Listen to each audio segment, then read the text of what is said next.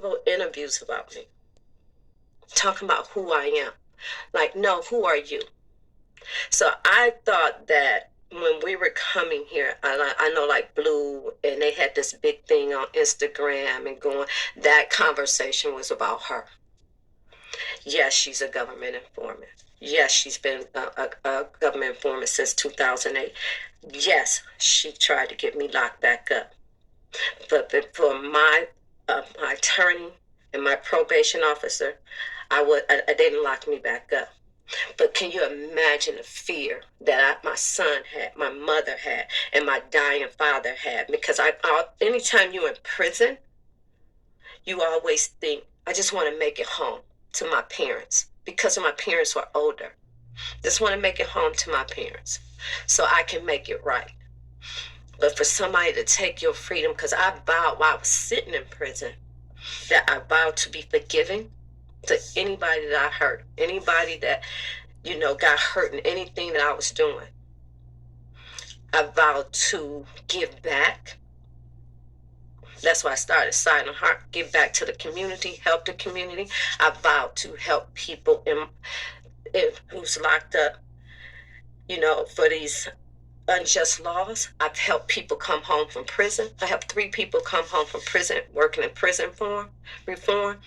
So when a person, just because you have that right, because you making money from the government, it ain't like me or like any other woman. I was in prison with 600 women at a time.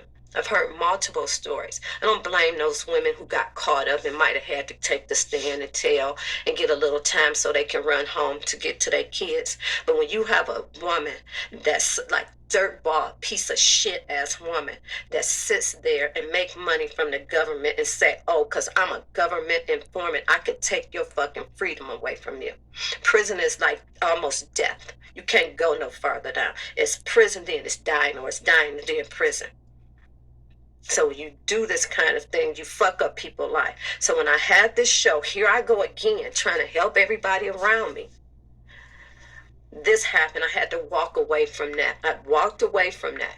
I had to walk away. My probation officer said, we're going to make a deal with you. We're going to investigate this, but you're going to have to walk away from anything that you got going on with them. So I walked away from, that was a way for me to take care of myself when I came home from prison. Struggle for years. Here it come before the BMF show come. Everybody going at my head. Tammy Cohen again started doing these interviews. I get a book deal.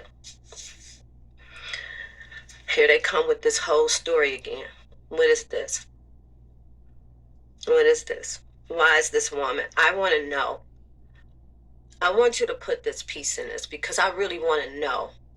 I want her to face me. I want her to face the world like when she put out this interviews for me. I want her to feel like she made me feel when I had to go back, almost go back to prison.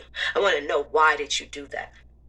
What could I didn't even know who she was. I used to look her up, because when you're a government informant, you don't have no identity. You don't have a Facebook, you don't have an Instagram, you don't have LinkedIn, you don't have anything. And I was asking people, who is this person? Who is this person?